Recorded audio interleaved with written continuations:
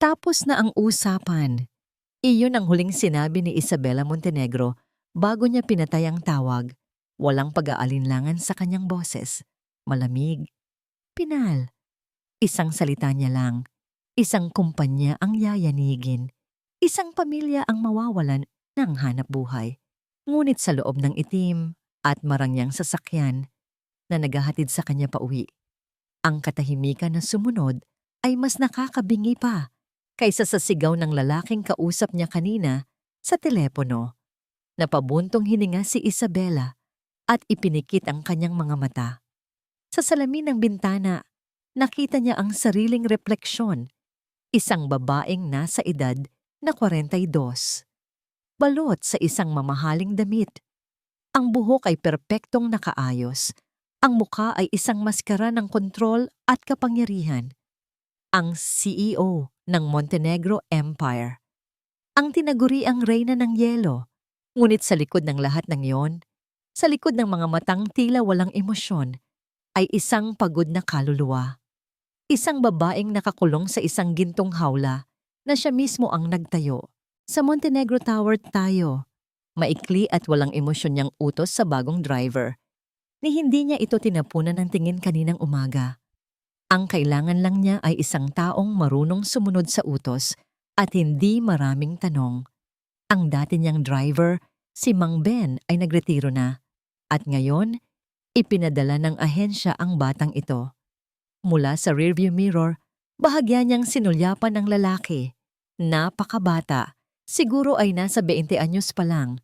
Nakasuot ito ng puting polo shirt na halatang luma na pero malinis at maayos na naplansa. Ang mga kamay nito sa manibela ay magaspang. Mga kamay ng isang taong sanay sa mabigat na trabaho, hindi sa karangyaan. Hindi ito magtatagal, isip ni Isabela. Nag-aalala siya. Ang isang tulad nito, baka masilaw lang sa yaman ng mga Montenegro. Baka isa lang din ito sa mga taong susubukang lumapit sa kanya para sa pera.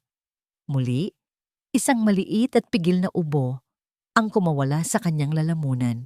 Sinubukan niyang huwag itong ipahalata, pero sa katahimikan ng sasakyan, umalingaw-ngaw ito. Biglang nagsalita ang driver at nagulat si Isabela sa lambing ng boses nito. Mahinahon at magalang. "Ma'am, okay lang po ba kayo?" Hindi sumagot si Isabela. Itinuon niya ang kanyang tingin sa labas ng bintana. Ilang sandali pa, narinig niya ang isang maliit na kaluskos. Inabot ng driver ang isang kamay sa likod. Hindi lumilingon. Upang hindi maging bastos, may hawak itong isang maliit na puting candy. "Ma'am, pasensya na po sa abala," sabi ng lalaki. Ang boses ay bahagyang nahihiya. "Salamat, candy po. Baka po makatulong sa ubo niyo." Natigilan si Isabela. Tinitigan niya ang candy na nasa palad ng lalaki. Isang simpleng candy na mabibili lang sa kanto. Sa loob ng maraming taon, walang sino man ang nag-alok sa kanya ng kahit ano na walang hinihintay na kapalit. Ang mga regalong natatanggap niya ay mga mamahaling alahas, mga designer bag, mga bagay na sumisigaw ng presyo at interes. Pero ito, isang pirasong candy. Naramdaman na niya ang isang kakaibang kirot sa kanyang dibdib. Isang bagay na matagal na niyang hindi nararamdaman. Dahan-dahan, iniabot niya ang kanyang kamay at kinuha ang candy. Ang dulo ng kanyang mga daliri ay sumayad sa magaspang na palad ng lalaki. May kuryenteng gumapang sa kanyang balat. Isang init na hindi niya inaasahan. Agad niyang binawi ang kanyang kamay. "Salamat," halos pabulong niyang sabi. "Walang anuman po, ma'am," sagot ng driver. Sa unang pagkakataon, nag-angat si Isabela ng tingin sa rearview mirror at sinalubong ang mga mata ng lalaki. Nakita niya roon ang isang bagay na hindi niya nakikita sa mga business meeting o sa mga social gathering. Walang pagkukunwari, walang kasakiman, tanging sinseridad. Siya ang unang umiwas ng tingin. Pakiramdam niya ay biglang uminit ang kanyang pisngi. Isinubo niya ang candy at naramdaman ang anghang ng luya na gumuhit sa kanyang lalamunan. kasabay ng isang kakaibang init na kumalat sa kanyang puso. Nakarating sila sa Montenegro Tower, sa isang katahimikang naiiba kaysa kanina. Hindi na ito ang malamig at nakakabinging katahimikan. Mayroon ng isang kamalayang namamagitan sa kanilang dalawa. Bumaba ang lalaki at magalang siyang pinagbuksan ng pinto. Ma'am Isabela. Tumango lang siya at akmang lalabas na nang isang pamilyar na boses ang pumigil sa kanya. Isabela. Nandoon si Mateo, ang kanyang nakatatandang kapatid, nakatayo sa grand lobby ng gusali. Ang kanyang mga mata ay matalim at ang kanyang tindig ay puno ng awtoridad na tanging isang Montenegro lang ang kayang magdala. Naglakad ito palapit sa kanila. Agad na bumalik ang lamig na kanina lang ay tila natunaw dahil sa isang pirasong candy. Ang tingin ni Mateo ay lumampas sa kanya at dumiretso sa lalaking nakatayo sa tabi ng pinto ng sasakyan. Mula ulo hanggang paa, sinuri nito si Leo na may halong pag-insulto sa kanyang mga mata. Si Leo naman ay nanatiling nakatayo, ng tuwid, magalang, pero hindi natitinag. Magandang umaga kapatid, bati ni Mateo. Ngunit ang mga mata ay nasa driver pa rin. Sino ang bago mong alalay? Naramdaman ni Isabela ang bahagyang inis. Siya, si Leo de la Cruz, ang bago kong driver. Sagot niya, may diin sa salitang driver para itama ang kapatid. Tumangulang si Mateo, isang tango na nagsasabing hindi ito mahalaga. Ibinaling niya ang buong atensyon kay Isabela. Pumunta ka sa opisina ko. May kailangan tayong pag-usapan tungkol sa Alcantara deal. Susunod ako, sabi ni Isabela. Humarap siya kay Leo. Maghintay ka lang sa parking. Tatawagan kita kung kailangan na kita. Opo, ma'am, sagot ni Leo. At sa isang huling magalang na tango, isinara na niya ang pinto ng sasakyan at naglakad palayo. Pinanood ni Isabela ang pag-alis ni Leo. Ang tuwid nitong likod na naglalakad palayo sa mundo ng karangyaan na hindi nito kinabibilangan. Napansin ni Mateo ang direksyon ng kanyang tingin.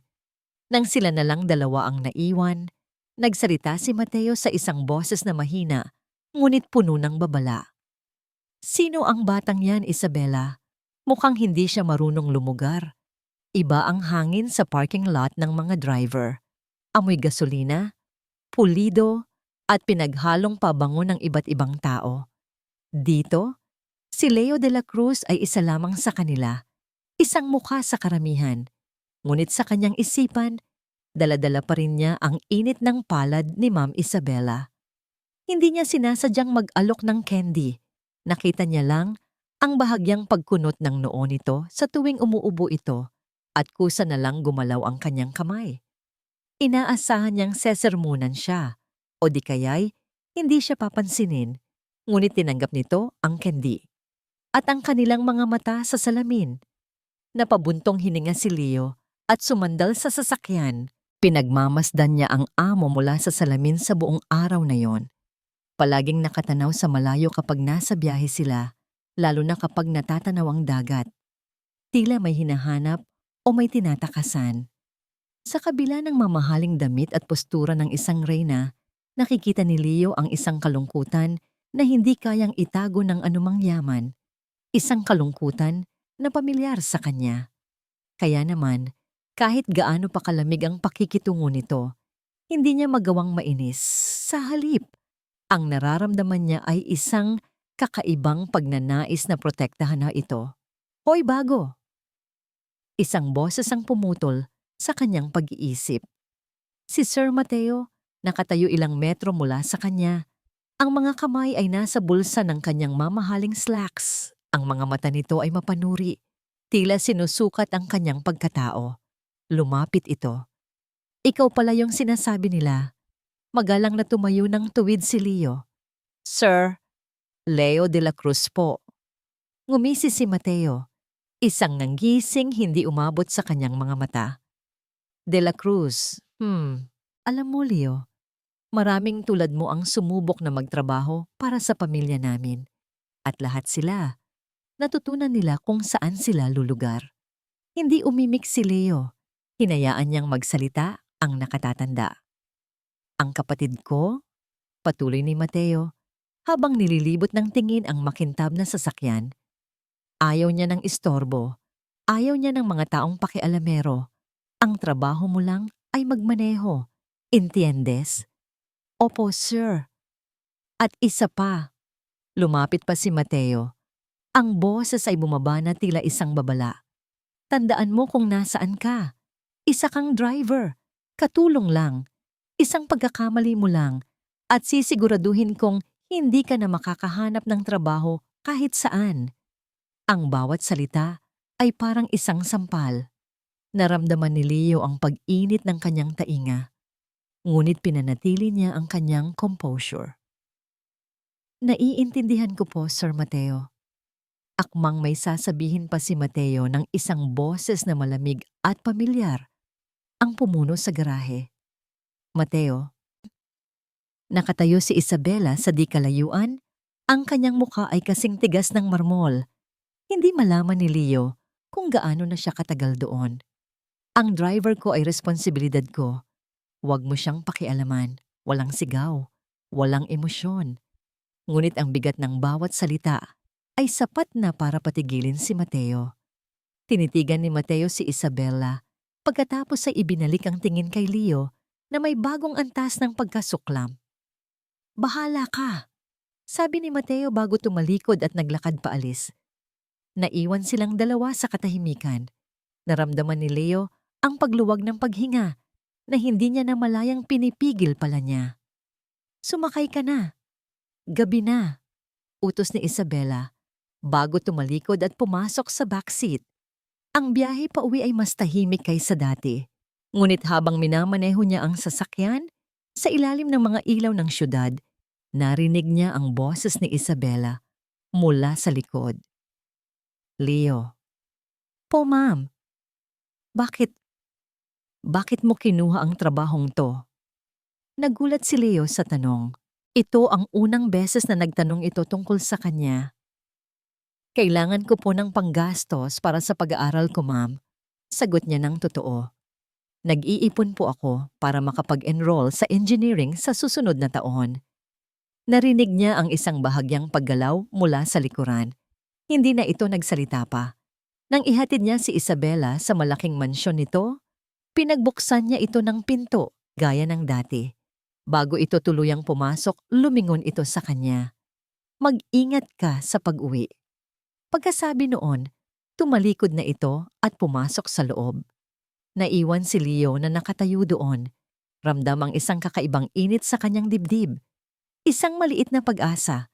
Ngunit bago pa man tuluyang sumara ang malaking pinto, nakita niya ang paghinto ni Isabela sa paglalakad. Kinuha nito ang cellphone mula sa bag. Nakita ni Leo ang unti-unting pagbabago sa mukha nito habang binabasa ang nasa screen. Ang bakas ng konting kabaitan kanina ay napalitan ng pamilyar na lamig. At ngayon, may kasama itong bakas ng takot. Mabilis nitong itinago ang cellphone at pumasok sa loob. Ang malaking pinto ay nagsara na may kasamang malakas na kalabog na tila isinasara ang anumang pag-asa na nagsimulang mabuo sa puso ni Leo. Habang nagmamaneho siya palayo, hindi niya maialis sa isip ang huling ekspresyon sa mukha ni Isabela. Hindi niya alam na sa loob ng mansyon, tinititigan ni Isabela ang isang mensahe mula kay Mateo. Paalisin mo siya o ako ang gagawa ng paraan. Tinitigan ni Isabela ang mensahe ni Mateo sa kanyang cellphone. Ang bawat letra ay tila isang piraso ng yelo na tumutusok sa kanyang balat. Paalisin mo siya o ako ang gagawa ng paraan. Isang utos, isang banta. Sa loob ng maraming taon, ganito na palagi ang takbo ng buhay niya. Si Mateo ang nagpapasya, si Mateo ang nagdidikta, at siya, para sa kapayapaan, para sa pangalan ng pamilya, ay palaging sumusunod. Ngunit hindi ngayon. Kinabukasan, maaga siyang pumasok sa opisina ng kapatid. Hindi na siya kumatok. Hindi ko siya paaalisin, sabi niya. Ang boses ay matatag. At walang bahid ng pag-aalinlangan, nag-angat ng tingin si Mateo mula sa mga papeles na binabasa. Ano ang sinabi mo? Narinig mo ako, sagot ni Isabela. Si Leo de la Cruz ay mananatili bilang driver ko at sa susunod na pakialaman mo siya ulit, Mateo, ako ang makakalaban mo. Isang ugat ang umumbok sa noo ni Mateo. Ngunit sa huli, ngumisi lang ito. Sige, kung yan ang gusto mo. Pero tandaan mo, Isabela, ako lang ang nag-iisip kung ano ang makakabuti sa'yo. Pagkatapos noon, hindi na siya ginulo ni Mateo. Ngunit alam ni Isabela na ang katahimikan ng kanyang kapatid ay mas mapanganib kaysa sa mga sigaw nito. Lumipas ang isang linggo. Isang mahalagang business trip ang nakatakda para kay Isabela sa Tagaytay. Isang weekend meeting kasama ang mga foreign investors. Maghanda ka, Leo? Aalis tayo ng Biyernes ng umaga. Utos niya isang araw. Opo, ma'am, sagot ni Leo. Sa rearview mirror, nakita ni Isabela ang isang bahagyang ngiti sa mga labi nito. Isang ngiyang ngiting tila nasisiyahan sa tiwalang ibinigay niya. Ang biyahe papuntang Tagaytay ay nagsimula ng maayos. Ngunit habang paakyat sila sa bundok, ang kalmadong panahon ay biglang nagbago. Ang asul na langit ay naging kulay abo. At hindi nagtagal, bumuhos ang isang malakas na ulan na may kasamang malakas na hangin. Ang mga puno sa gilid ng daan ay yumuyugyog na tila mga damo. Ang ulan ay humahampas sa windshield ng sasakyan na halos wala nang makita si Leo. Dahan-dahan lang, sabi ni Isabela. Hindi niya napigilan ang bahagyang pag-aalala sa kanyang boses. Biglay lawi isang malakas na dagundong ang kanilang narinig at ang makina ng sasakyan ay namatay. Sinubukan itong start ni Leo, ngunit wala.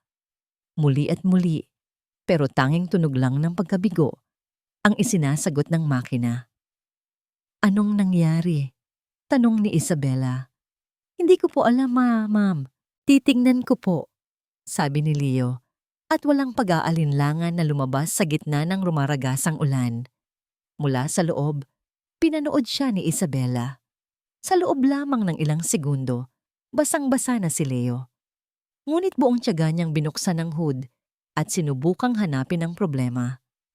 Pagkalipas ng 10 minuto, bumalik siya sa loob, tumutulo ang tubig mula sa kanyang buhok at damit. Patay po ang makina, ma'am. Kailangan po natin ng tulong.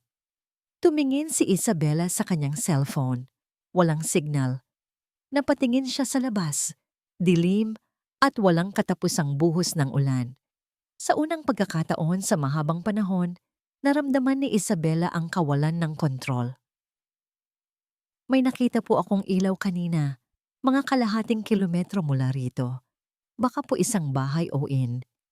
Pwede po nating lakarin, mungkahi ni Leo. Walang ibang pagpipilian si Isabela. Sa ilalim ng isang payong na dala ni Leo, sabay nilang sinuong ang unos. Ang hangin ay halos tangayin sila. Ang putik ay kumakapit sa mamahalin niyang sapatos. Ngunit ang kamay ni Leo na nakahawak sa kanyang braso ay matatag. Nagbibigay sa kanya ng suporta. Sa wakas, narating nila ang isang maliit at lumang inn. Isang matandang mag-asawa ang sumalubong sa kanila, puno ng pag-aalala. Naku, mga iho't iha, buti na lang at nakarating kayo rito.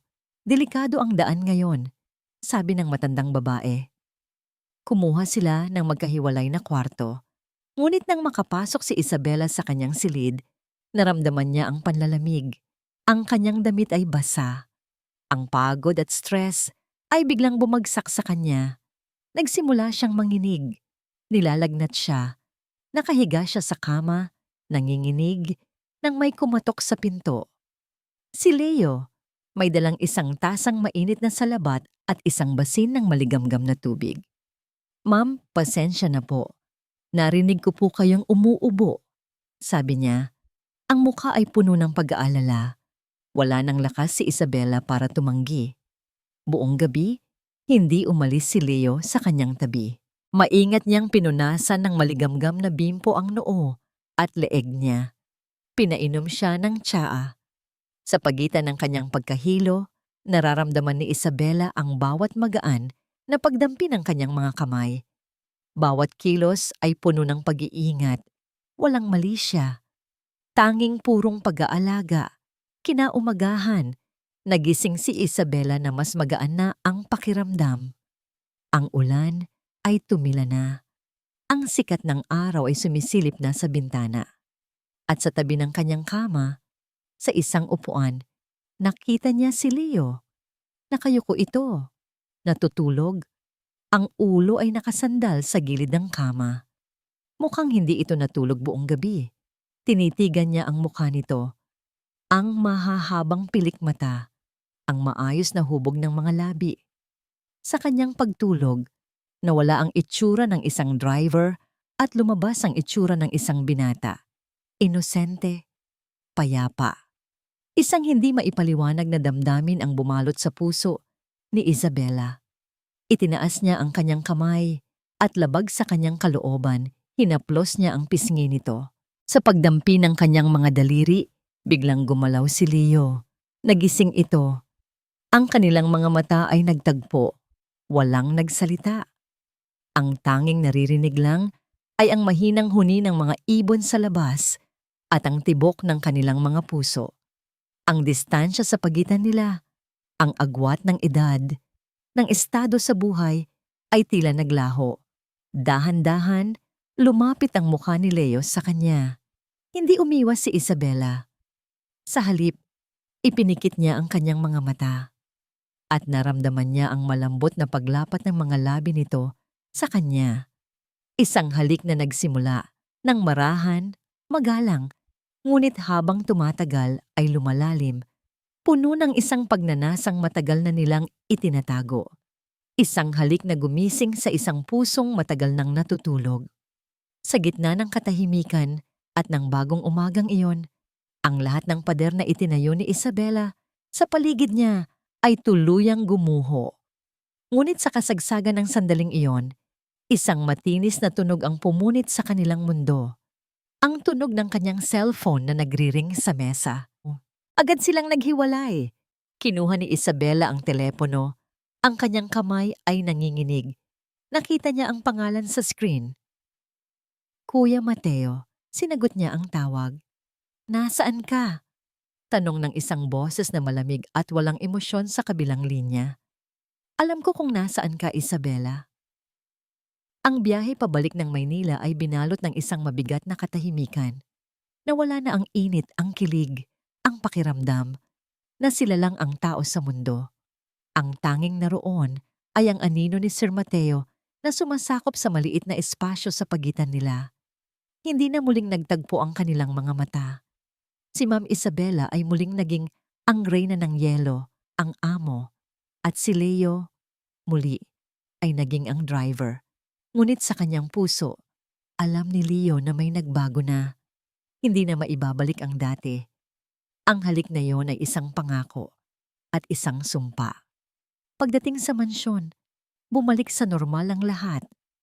Ngunit ang normal ngayon ay may kasamang tensyon. Bawat tingin ng mga kasambahay, bawat pagdaan ni Sir Mateo ay tila may dalang pagbabanta. Isang hapon, habang nag-aantay siya sa driver's lounge, isang security guard ang lumapit sa kanya. Pinapatawag ka ng head of security. Kinabahan si Leo. Pumasok siya sa isang maliit na opisina kung saan naghihintay ang dalawang lalaking naka-uniforme. Ang mga mukha ay seryoso. Maupo ka, Mr. De La Cruz, sabi ng mas matanda. Ang nameplate sa lamesa nito ay nagsasabing G. Roldan. Umupo si Leo. May isang bagay na nawawala sa silid ni Sir Mateo. Diretsong sabi ni G. Roldan. Isang Rolex na relo. Ikaw lang ang bagong empleyado rito na may access malapit sa mansyon. May alam ka ba rito? Natigilan si Leo. Isang Rolex? Ni sa panaginip ay hindi niya alam ang itsura niyon. Wala po, sir. Sagot niya. Ang boses ay kalmado. Kahit ang puso niya ay nagsimulang tumibok ng mabilis. Hindi po ako pumapasok sa loob ng mansyon. Maliban kung may ipag-utos si Ma'am Isabela. Sigurado ka? Tanong ng isa pang guard, tila hindi naniniwala. Isang napakamahal na relo yon. Sapat na para bumuhay ng pamilya mo sa loob ng 10 taon. Ang paratang ay malinaw. Ang insulto ay nakatago sa likod ng mga salita. Naramdaman ni Leo ang pag-igting ng kanyang panga. Wala po akong kinuha. Kung gayon, hindi mo mamamasamain. Kung i-inspeksyonin namin ang mga gamit mo at ang locker mo. Bago pa man makasagot si Leo, bumukas ang pinto ng opisina. Anong ibig sabihin nito? Ang boses ni Isabela ay malamig, ngunit may apoy sa kanyang mga mata. Pumasok siya sa silid, at ang awtoridad na dala niya ay sapat na para mapatayo ang 3 lalaki. Ma'am Isabela, nauutal na sabi ni G. Roldan. Inuutos lang po ni Sir Mateo na, hindi ako nagbigay ng utos, putol ni Isabela. Tumingin siya kay Leo, isang tingin na nagtatanong, at nakita niya ang katotohanan sa mga mata nito. Ibinalik niya ang tingin sa mga gwardiya. Tapos na ang investigasyon. Walang kinuha si Mr. De La Cruz. Bumalik na kayo sa mga trabaho nyo. Walang nangahas na sumuway.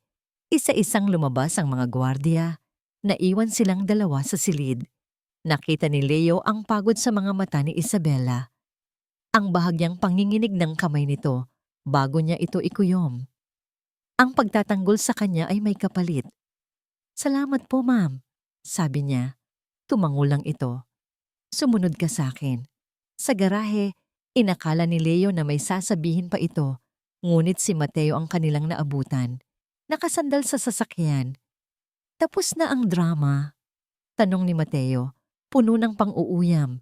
Lumapit ito kay Leo, habang si Isabela ay nanatiling nakatayo sa di kalayuan. Hindi ka talaga marunong makinig, ano? Sabi ni Mateo. Ang boses ay mahina, para sila lang 2 ang makarinig. Kumuha ito ng isang sobre mula sa kanyang bulsa, isang makapal na sobre. Heto, sabi nito. Iniabot ang sobre kay Leo. 10 taon na sahod mo, nandyan na. Kunin mo at umalis ka na. Huwag ka nang magpapakita sa kapatid ko kailanman. Tinitigan ni Leo ang sobre, pagkatapos ay ang mukha ni Mateo. Nakita niya roon ang kasuklaman ng isang taong naniniwalang nabibili ng pera ang lahat. Kinuha ni Leo ang sobre. Isang ngiti ng tagumpay ang sumilay sa labi ni Mateo. Ngunit sa harap mismo nito, dahan-dahang pinunit ni Leo ang sobre sa gitna. Ang mga piraso ng tseke sa loob ay nahulog sa sementadong sahig. Hindi po mabibili ang lahat, sir, sabi ni Leo. Ang boses ay matatag. Nawala ang nangiti sa mukha ni Mateo. Napalitan ito ng purong galit. Ngunit bago pa ito makapagsalita, humakbang si Isabela palapit. Tama na, Mateo. Umalis si Mateo na walang imik, ngunit ang tingin na ibinigay nito kay Leo ay isang pangako ng ganti. Nang gabing iyon, habang naghihintay sa labas ng isang restaurant kung saan may dinner meeting si Isabela, narinig ni Leo ang bulungan ng 2 kakasambahay na nagtatapon ng basura. Kawawa naman si Ma'am Isabela. Naloko na naman ng isang mukhang pera. Oo nga, halata namang gold digger yung driver na yon. Tisk. Ang bawat salita ay tumagos sa kanyang puso na parang mga karayom. Ito pala ang tingin sa kanya ng mundo. Ito ang tingin sa kanila. Pagpasok ni Isabela sa sasakyan pauwi, ang mukha nito ay pagod na pagod. Sa gitna ng biyahe, sa wakas ay nagsalita ito. Ang boses ay halos pabulong sa sobrang hina. Leo, kailangan nating mag-ingat. Hindi ko alam kung hanggang kailan ko sila kayang labanan. Pagkatapos ng insidente sa garahe, isang pader na hindi nakikita ang muling bumalot kay Isabela. Naging mas formal siya, mas malayo. Alam ni Leo na ito ang paraan niya para protektahan silang 2, ngunit hindi niya maiwasang masaktan. Isang hapon, habang nagmamaneho sila pauwi, bigla itong nagsalita. Leo, bukas Huwag mo akong susunduin sa mansyon. Natigilan si Leo. Ito na ba yon? Ang katapusan? Po, ma'am. Hintayin mo ako sa kanto ng Acacia Street. 7:00 ng umaga. Magsuot ka ng ordinaryong damit, sabi nito. Hindi nakatingin sa kanya. At huwag mong sasabihin kahit kanino, lalo na kay Mateo. Kinabukasan, naroon si Leo, naghihintay. Nang dumating si Isabela, halos hindi niya ito nakilala. Nakasuot ito ng simpleng puting bestida at sandals, walang kolorete sa mukha. Ang buhok ay nakalugay lang. Sa unang pagkakataon, hindi ito ang reyna ng yelo. Siya lang si Isabela. Saan po tayo, ma'am? Tanong niya nang makasakay ito sa luma niyang kotse. Isang bagay na hindi niya sukat akalain na mangyayari. Kahit saan, sagot nito. At isang maliit na ngiti ang sumilay sa mga labi nito. Gusto ko lang makalimot kahit isang araw lang. At ganoon nga ang nangyari. Nagpunta sila sa Batangas. Naglakad sila sa dalampasigan ng nakayapak. Kumain sila ng isaw at kwek-kwek sa tabi ng daan. Tumawa si Isabela, isang tawang malakas at totoo. Isang tunog na inakala ni Leo ay hindi niya kailanman maririnig. Sa paglubog ng araw, umupo sila sa buhangin. Pinapanood ang pagkulay kahel ng langit. Bakit engineering? Biglang tanong ni Isabela. Nagulat si Leo. Po? Ang pangarap mo. Bakit gusto mong maging engineer? Ngumiti si Leo. Pangarap po ng nanay ko para sa akin. Gusto niya, magtayo daw ako ng mga tulay. Mga tulay na nagdudugtong sa mga lugar na malayo sa isa't isa. Tumingin siya sa dagat. At para na rin po sa tatay ko. Sa tatay mo? Hindi ko po siya nakilala. Malungkot na sabi ni Leo. Namatay po siya bago pa ako ipanganak. Sabi ni nanay, isa daw siyang mabuting tao, isang mangangarap. Wala po siyang naiwang yaman, pero may isa po siyang bagay na iniwan para sa akin. May kinuha si Leo mula sa kanyang bulsa. Isang luma at maliit na kompas na gawa sa tanso. Ang salamin nito ay may lamat na at ang karayom sa loob ay hindi na gumagalaw. Sabi po ni nanay, ito daw ang gabay niya, ang tanging alaala na naiwan sa kanya. Ngayon, sa akin na daw po. Di inabot niya ito kay Isabela. Nang makita ni Isabela ang kompas, isang pamilyar na kaba ang gumapang sa kanyang dibdib. Kinuha niya ito. Ang bigat ng tanso sa kanyang palad ay pamilyar. Ang gasgas sa gilid. At nang ibaliktad niya ito, huminto ang pag-ikot ng kanyang mundo. Nandoon, nakaukit sa isang sulok sa sulat kamay na hindi niya kailanman malilimutan para lagi mong mahanap ang daan pabalik sa akin. Biglang bumalik ang lahat. Ang simoy ng hangin sa dalampasigan. 20 taon na ang nakalilipas. Ang tawa ng isang binatang puno ng pangarap. Ang init ng mga kamay nito habang inaabot niya ang kompas na ito. Para lagi mong mahanap ang daan pabalik sa akin, sabi ng batang si Isabela. Kahit saan man ako magpunta, sa'yo lang ang uwi ko. Sagot ni Gabriel, sabay halik sa kanyang noo. Ang alaala ay kasing linaw ng kristal at kasing sakit ng isang punyal. Bumalik siya sa kasalukuyan. Ang kanyang mga kamay ay nanginginig. Ang init na naramdaman niya buong araw ay naging isang nakakapasong lamig. Tumingin siya kay Leo, ang binatang katabi niya, na ang mga mata ay puno ng inosenteng pagmamahal. Ngunit ang nakikita na lang ni Isabela ngayon ay isang multo, isang panloloko, isang biro ng tadhana na napakasakit. Hindi ito maaaring maging totoo. Hindi pwede. Ang pagmamahal na nararamdaman niya para kay Leo ay biglang nabahira ng takot at pagdududa.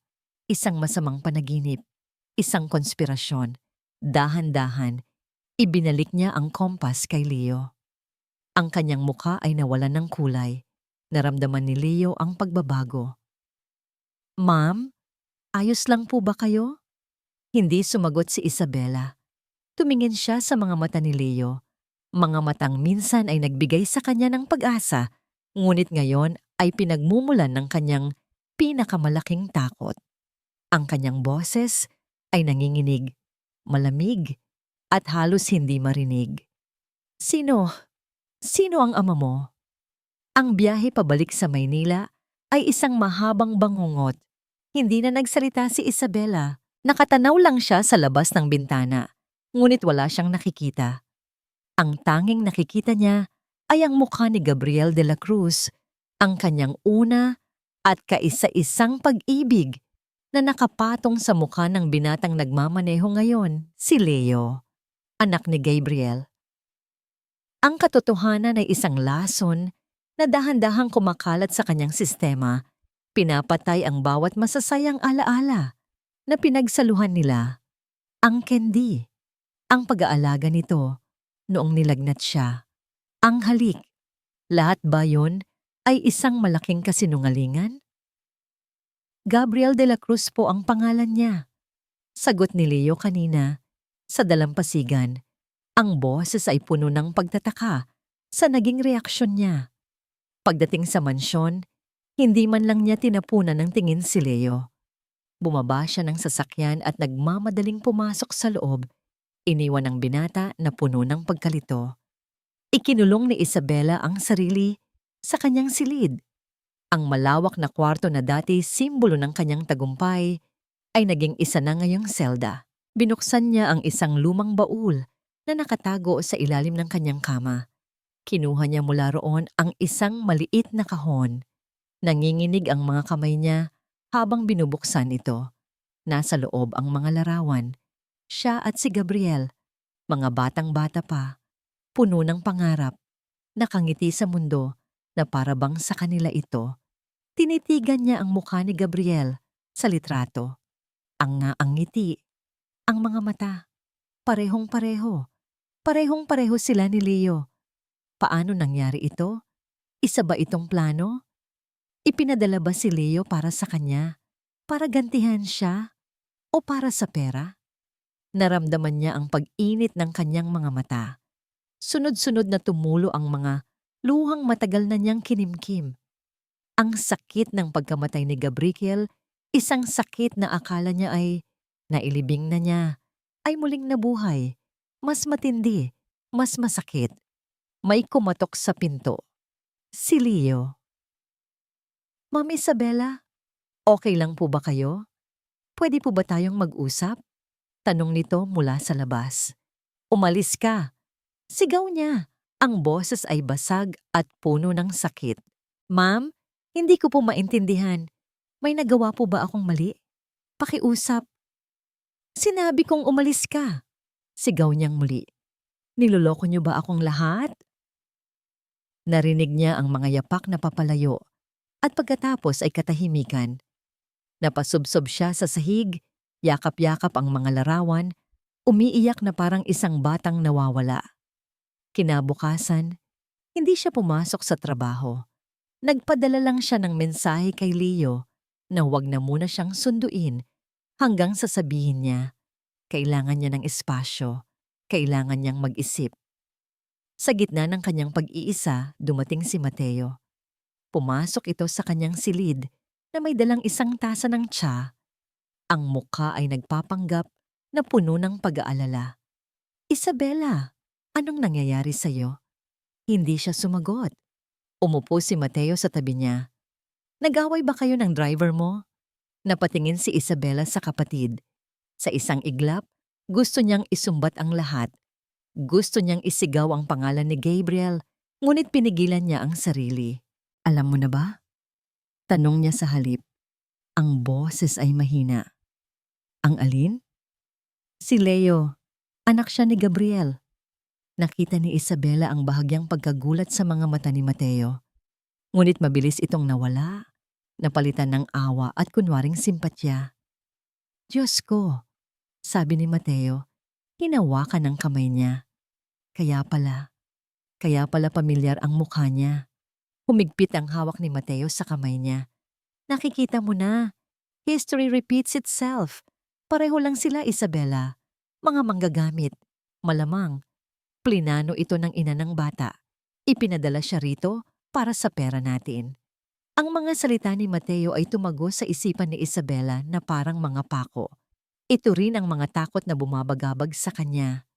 Ang marinig ito mula sa iba ay nagbigay ng bigat at katotohanan sa mga ito. Hindi ganoon si Leo, sabi niya.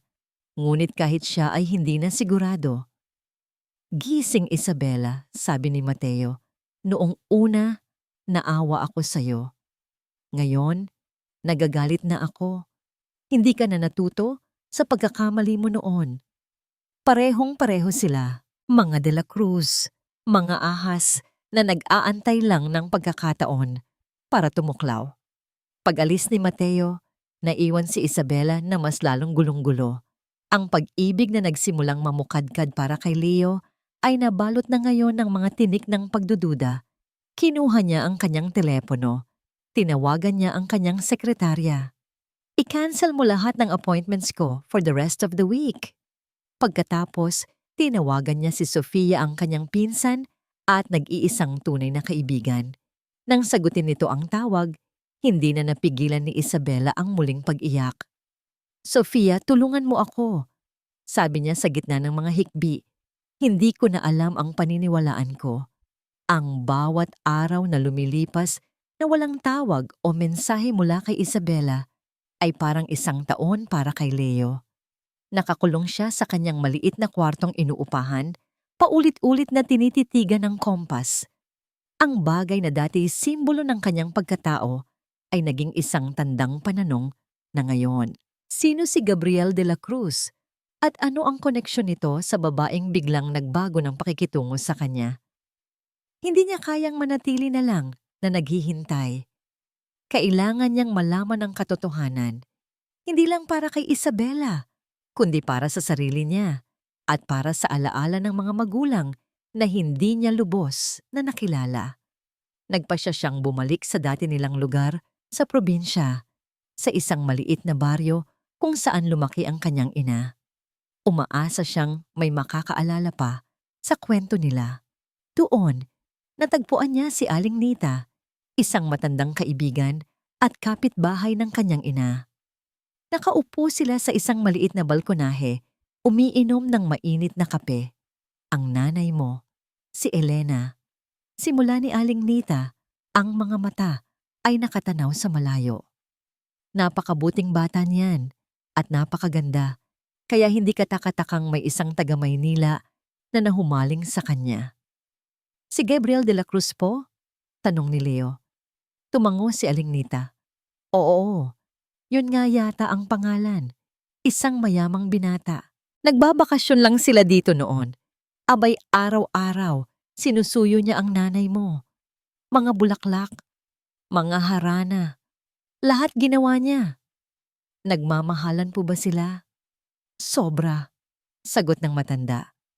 Nakita ko sa mga mata nila. Ngunit tutol ang pamilya ng lalaki. Mayaman sila. Si Elena naman ay isang simpleng taga-baryo lang. Isang malaking eskandalo daw. Nakinig ng mabuti si Leo. Ano pa po ang nangyari? Nagbuntong hininga si Aling Nita. Isang araw, bigla na lang siyang hindi na bumalik. Narinig na lang namin na naaksidente daw. Pagkatapos noon, gumuho ang mundo ng nanay mo. Ilang buwan siyang hindi lumalabas ng bahay at doon na rin niya nalaman na dinadala ka na niya sa sinapupunan niya. Ang kwento ay nagbigay ng kaunting linaw, ngunit nag-iwan din ng mas maraming tanong. Kung totoo ang pag-ibig nila, bakit ganito ang galit ni Isabela? Bakit tila isang kasalanan ang pagiging anak niya? Habang si Leo ay naghahanap ng mga piraso ng nakaraan, sa Maynila, si Mateo naman ay gumagawa ng sarili niyang bersyon ng katotohanan. Pumasok siya sa silid ni Isabela, may dalang isang folder. Isabela, may kailangan kang makita. Inilatag niya sa harap nito ang mga kopya ng bank statements at mga legal na dokumento. Lahat ay peke, ngunit mukhang kapani-paniwala. Ipinahanap ko ang mga record, pagsisinungaling ni Mateo. Pagkatapos mamatay ni Gabriel, Nagpadala ng demand letter ang ina ni Leo. Humihingi siya ng pera para sa kanyang pananahimik. Nagbayad ang pamilya natin para protektahan ang pangalan natin at ang alaala ni Gabriel. Tinitigan ni Isabela ang mga papeles. Ang bawat numero, bawat pirma ay tila isang dagok sa kanyang puso. Ito, totoo ba to? Nandyan ang ebidensya, Isabela. Malumanay na sabi ni Mateo, ginagamit ka lang nila. Noon at ngayon. Sa gabing iyon, bumalik si Leo sa Maynila. Puno ng determinasyon. Kahit ano pa ang nangyari sa nakaraan, alam niyang kailangan niyang makausap si Isabela. Kailangan niyang ipaliwanag na wala siyang alam, na ang nararamdaman niya ay totoo. Nagtungo siya sa mansyon. Malakas ang buhos ng ulan. Kapareho ng gabing nasira sila sa Tagaytay. Nakatayo siya sa labas ng malaking gate. Basang-basa. Hawak ang kanyang cellphone.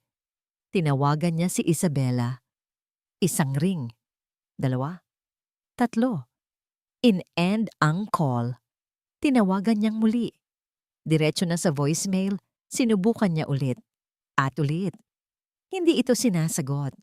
Nakatayo lang siya roon, hinahayaan ng ulan na hugasan ng kanyang mukha na sinasabayan ng mga luhang hindi niya namamalayan. Isang salita lang mula sa kanya. Isang pagkakataon para magpaliwanag. Iyon lang ang kailangan niya. Biglang bumukas ang gate. Hindi si Isabela ang lumabas, kundi isang sasakyan. Huminto ito sa tapat niya at bumaba ang bintana sa backseat.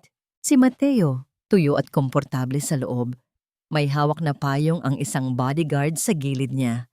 Tumingin ito kay Leo na may ngiti ng isang demonyo.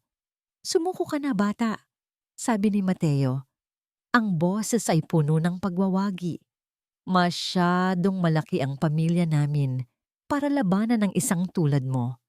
Matapos ang ilang araw ng pag-iisip, sa wakas ay nagpasya si Isabela. Ang mga ebidensya na ipinakita ni Mateo, kasama ang kanyang sariling takot at sakit mula sa nakaraan, ay tuluyan ng nilason ng kanyang puso. Hindi na niya kayang mabuhay sa pagdududa. Kailangan na niyang tapusin ang lahat. Nagpadala siya ng isang maikling mensahe kay Leo. Magkita tayo sa coffee shop sa tapat ng Montenegro Tower. 3 p.m. Isang lugar na pampubliko. Walang emosyon, walang pagkakataon para sa drama. Isang lugar na perpekto para sa isang pagtatapos. Dumating si Leo ng mas maaga. Nakita siya ni Isabela mula sa bintana ng kanyang opisina. Kahit mula sa malayo, kitang-kita niya ang pag-asa sa tindig nito. Ang paraan ng pagtingin nito sa pinto sa tuwing may papasok. Isang kirot ang gumuhit sa puso ni Isabela. Ngunit iwinaksin niya ito. Kailangan niyang maging matatag. Pagdating niya sa coffee shop, umupo siya sa tapat ni Leo. Hindi niya tinanggap ang kapeng in-order nito para sa kanya. Ma'am Isabela, simula ni Leo, ang boses ay puno ng pananabik at pag-aalala. Sa wakas, nag-alala po ako. Gusto ko lang pong sabihin na wala po akong alam sa nakaraan. Kahit ano pa man po iyon, ang nararamdaman ko po para sa inyo. Huwag na, Leo. Putol ni Isabela. Ang boses ay kasing lamig ng yelo. Natigilan si Leo. Ang mga salitang handa na niyang sabihin ay biglang naglaho. Pinag-isipan kong mabuti ang lahat. Patuloy ni Isabela, iniiwasan ang mga mata nito. Tumingin siya sa kung saang punto sa likod ng balikat ni Leo. At napagtanto ko na mali ito. Isang malaking pagkakamali. Pagkakamali? Ulit ni Leo, hindi makapaniwala. Ang alin po? Ang nangyari sa Tagaytay? Lahat, sabi ni Isabela. Ang pagkuha sa'yo bilang driver, ang pagpayag kong lumapit ka sa akin, lahat ng ito. Tumingin siya sa wakas sa mga mata ni Leo at sinadya niyang punuin ng kalupitan ang sarili niyang mga mata. Siguro nga tama si Kuya. Tama sa ano po? Na isa kang pagkakamali, sabi ni Isabela at binitawan niya ang mga salitang alam niyang pinakamasakit. Tulad ng ama mo. Nakita niya ito. Ang eksaktong sandali kung saan nasira ang puso ni Leo. Ang pag-asa sa mga mata nito ay namatay, napalitan ng isang sakit na napakalalim, ngunit walang luha. Tila ang sakit ay mas malalim pa kaysa kayang ilabas ng mga luha. Hindi na nagsalita si Leo. Wala nang tanong. Wala nang pakiusap. Tinitigan lang niya si Isabela ng ilang sandali na para bang sinisikap niyang kabisaduhin ang mukha ng isang taong hindi niya pala talaga kilala. Pagkatapos, dahan-dahan siyang tumango. Kung yan po ang sinabi niyo, sabi niya, ang boses ay mahinahon, ngunit basag. Tumayo siya at sa huling pagkakataon, tinitigan niya si Isabela. Ang tingin na yon ay hindi na puno ng pagmamahal. Ito ay puno ng matinding pagkadismaya.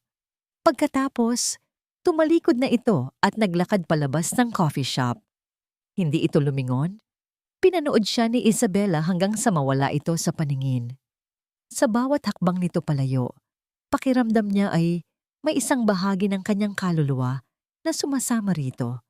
Nang sigurado na siyang hindi na ito babalik, doon na bumigay ang kanyang depensa. Mabilis siyang tumayo, nagmamadaling lumabas sa kabilang pinto ng coffee shop at pumasok sa kanyang sasakyan. Pagkasara niya ng pinto, doon na bumuhos ang mga luha. Humagulgol siya. Ang katawan ay nanginginig. Ang sakit na idinulot niya kay Leo ay bumalik sa kanya ng doble. Ang tagumpay ng pagtataboy niya rito ay lasang abo sa kanyang bibig. Nawala na ang lahat. Ilang taon ang lumipas. Nasa isang malaking boardroom si Isabela. Pinamumunuan ang isang mahalagang pagpupulong. Balik na siya sa pagiging reyna ng yelo. Mas malamig, mas walang emosyon kaysa dati. At ngayon, sabi ng kanyang business partner, ipinakikilala ko sa inyo ang lead engineer para sa bagong proyektong ito. Isang napakagaling na batang profesional na nagtapos bilang summa cum laude, Mr. Leo de la Cruz. Natigilan si Isabela. Ang kanyang puso ay biglang tumigil sa pagtibok. Ang pinto ng boardroom ay bumukas. Pumasok ang isang lalaki. Matangkad, mas matipuno. Nakasuot ng isang mamahaling suit. Ang dati inosenteng binata ay isa ng lalaking puno ng kumpiyansa at kapangyarihan. Nag-angat ito ng tingin at ang mga mata nila ay muling nagtagpo. Ngunit ang init at pagsinta na dati niyang nakita roon ay wala na. Napalitan ito ng isang malamig at propesyonal na distansya. Ang bawat minuto ng meeting na yon ay isang pagpapahirap para kay Isabela. Pilit niyang pinanatili ang kanyang propesyonal na maskara, ngunit sa loob-loob niya, nagkakagulo ang kanyang mundo. Si Leo, hindi na siya ang batang driver na puno ng pag-asa. Ang nasa harap niya ngayon ay isang lalaking matagumpay, iginagalang. Ang paraan ng kanyang pagsasalita ay puno ng awtoridad. Ang bawat salita niya ay pinakikinggan. Sa buong presentasyon, ni isang beses ay hindi niya ito tinapunan ng personal na tingin. Para sa kanya, si Isabela ay isa lamang kliyente, isa sa mga miyembro ng board. Pagkatapos ng meeting, habang nag-aayos ang lahat, naglakas loob si Isabela na lapitan ito. Leo, tawag niya. Ang boses ay bahagyang nanginginig. Lumingon ito. Ang mga mata nito ay kalmado, ngunit malamig. Ma'am Montenegro, may kailangan po ba kayo? Ma'am Montenegro, ang formalidad ay parang isang sampal. Congratulations, sabi na lang niya. Hindi alam kung ano pa ang sasabihin. Ikinagagalak kong makita kang matagumpay. Iisang maliit at walang emosyong ngiti ang sumilay sa mga labi ni Leo. Salamat po. Pinaghirapan ko. May diin sa huling mga salita. Isang paalala na ang lahat ng meron siya ngayon ay dahil sa sarili niya at hindi dahil sa awa ng iba. Pagkatapos noon, magalang itong nagpaalam at umalis. Iniwan si Isabela na nakatayo roon. Pakiramdam ay mas nag-iisa kaysa dati. Ang muling pagpapakita ni Leo ay nagbukas ng mga sugat na akala niya ay naghihilom na. Ang mga pagdududa, Napilit niyang ibinaon ay muling umusbong. Paano kung nagkamali siya? Sa kanyang pagguguluhan, dinalaw siya ni Sofia sa mansyon. Nakita nito ang itsura niyang balisa. Ano ang problema, Isa? Mula nang bumalik yung engineer na yon, parang hindi ka na mapakali, sabi ni Sofia. Hindi ko alam, Sof. Naguguluhan ako. Alam mo, sabi ni Sofia habang tinutulungan itong mag-ayos ng mga lumang gamit sa library para sa isang charity event, minsan, ang mga bagay na pinaniniwalaan natin ay hindi pala totoo. Habang naglilipat sila ng mga libro mula sa isang lumang aparador na pagmamay-ari pa ng kanilang ina, isang sobre ang nalaglag mula sa likod ng isang makapal na libro. Luma na ito at naninilaw na ang papel. Nakasulat sa labas ang pangalan ni Isabela. Ano to? Tanong ni Sofia. Binuksan ito ni Isabela. Sulat kamay ng kanyang ina. Isang liham na hindi pala naibigay sa kanya. Anak kong Isabela, kung binabasa mo ito, marahil ay wala na ako. May isang bagay na bumabagabag sa aking isipan. Isang takot na hindi ko masabi kahit kanino. Ito ay tungkol sa Kuya Mateo mo. Alam ko ang tungkol sa inyo ni Gabriel. At nakikita ko kung paano ito tinitingnan ng kapatid mo. Puno ng galit ang mga mata niya, Isabela. Galit dahil sa tingin niya ay dinudungisan ni Gabriel ang pangalan ng ating pamilya. Narinig ko siyang kausap ang ating ama. Sinabi niyang gagawin niya ang lahat para paghiwalayin kayo. Noong gabing iyon. Ang gabi ng aksidente. Narinig ko si Mateo na may kausap sa telepono. May sinabi siya tungkol sa preno ng sasakyan ni Gabriel na siguraduhin daw na magmumukha itong aksidente. Diyos ko, Isabela, natatakot ako sa kaya niyang gawin. Patawarin mo ako, anak, kung naging mahina ako. Patawarin mo ako kung hindi kita na ipagtanggol. Bawat salita ay parang isang kidlat na tumama sa puso ni Isabela. Napabitaw siya sa sulat. Nahulog ito sa sahig. Ang hangin ay tila naubos sa kanyang baga. Ang aksidente. Hindi pala aksidente, si Mateo. Isang galit na hindi niya kailanman naramdaman ang bumalot sa kanyang buong pagkatao. Isang galit na sinindihan ng 20 taon ng kasinungalingan. Hindi na siya nag-isip. Kinuha niya ang sulat at sumakay sa kanyang sasakyan. Nagmaneho siya papunta sa Montenegro Tower na parang isang bagyo. Dire-diretso siyang pumasok sa opisina ni Mateo. Hindi na kumatok. Naabutan niya itong nakaupo sa kanyang mesa. Nagulat sa biglaan niyang pagdating. Isabela? Anong ginagawa mo? Hindi na niya ito pinatapos. Ibinato niya ang sulat sa mukha nito. Hayop ka. Nalaglag ang sulat sa mesa. Kinuha ito ni Mateo at binasa. Nakita ni Isabela ang unti-unting pagbabago sa mukha nito. Mula sa pagkagulat, naging pagtanggi. At sa huli, isang malamig na pag-amin. Ginawa ko yun para sa pamilya, sabi ni Mateo. Ang boses ay walang pagsisisi. Para sa'yo. Para iligtas ka sa isang pagkakamali. Pagkakamali? Sigaw ni Isabela, ang boses ay umalingaw-ngaw sa buong opisina. Pinatay mo ang lalaking mahal ko. Pinatay mo siya, Mateo. Isang hamak na karpintero lang yun. Hindi siya nababagay sa'yo. Ganti ni Mateo. Tumatayo na rin. Ang maskara ng pagiging kalmado ay tuluyan ng natanggal. At yung anak niya? Isa pang De La Cruz na dumating para sirain ka ulit. Pinoprotektahan lang kita. Hindi! Isinigaw ni Isabela. Ang mga luha ng galit ay tumutulo na sa kanyang mga pisngi. Hindi mo ako pinrotektahan. Ikinulong mo ako. Ikinulong mo ako sa kasinungalingan mo sa loob ng 20 taon. Pati ang nanay ni Leo, siniraan mo. Pati si Leo. Lahat ng ginawa mo, lahat ay kasinungalingan. Sa wakas, umamin si Mateo. Isang mapaklang tawa ang kumawala sa kanya. Oo, ako nga ang gumawa ng lahat. Ako ang nagpalabas na mukhang pera ang ina niya. Ako ang nagpakana ng pagnanakaw ng relo. Lahat. Dahil kailangan mong matuto, Isabela, hindi mo pwedeng makuha ang lahat ng gusto mo.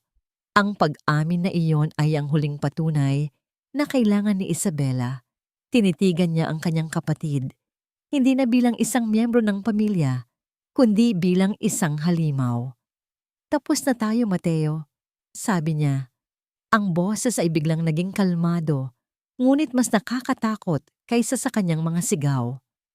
Mula ngayon, wala na akong kapatid. Tumalikod siya at naglakad palabas ng opisina.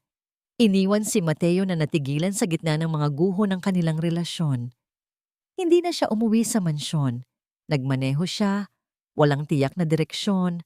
Ang tanging malinaw lang sa isip niya ay ang mukha ni Leo. Ang sakit na idinulot niya rito. Ang mga masasakit na salitang binitawan niya. Lahat ay base sa isang kasinungalingan. Kailangan niyang itama ang lahat.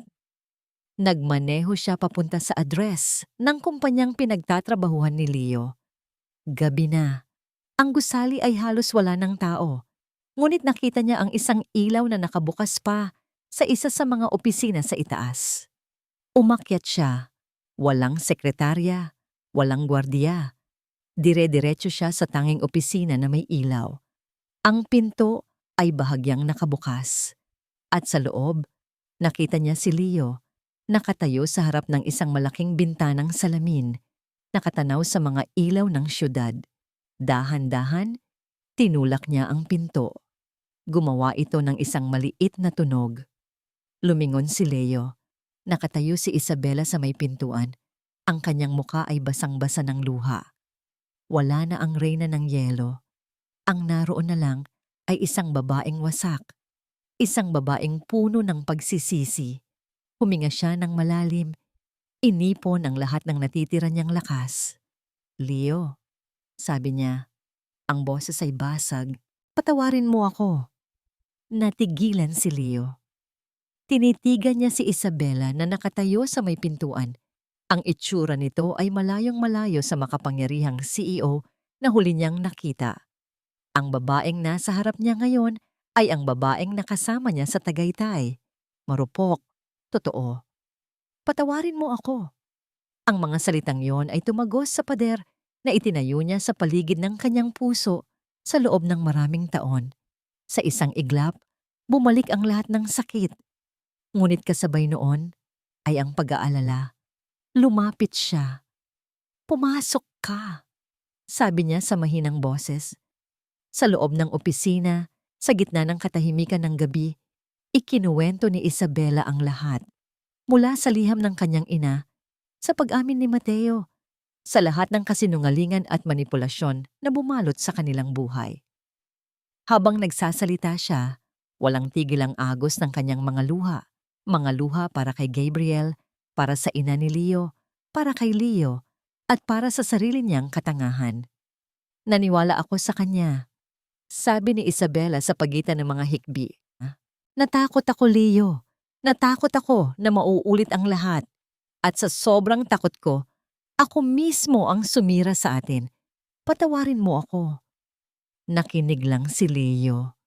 Ang bawat salita ay unti-unting pinupuno ang mga patlang sa kanyang nakaraan.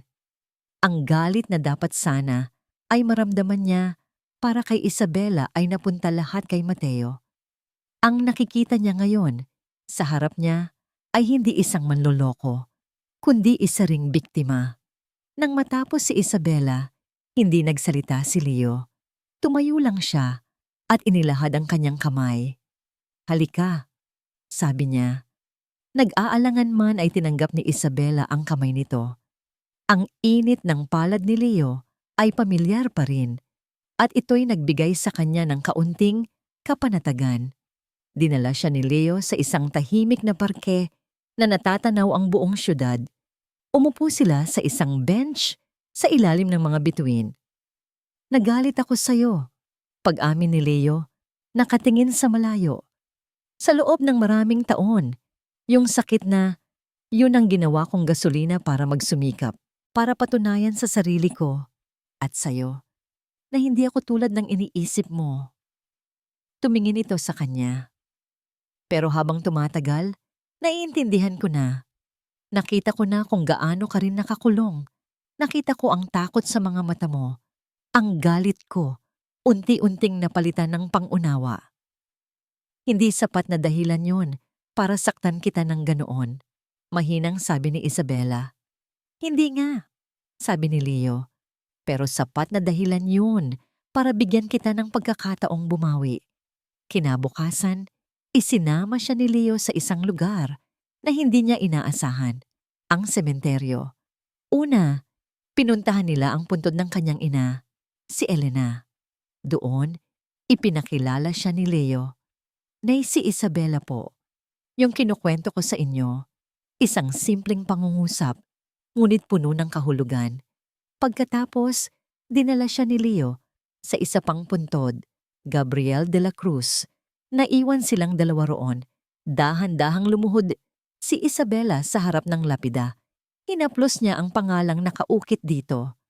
Gabriel, sabi niya, ang boses ay basag. Patawarin mo ako.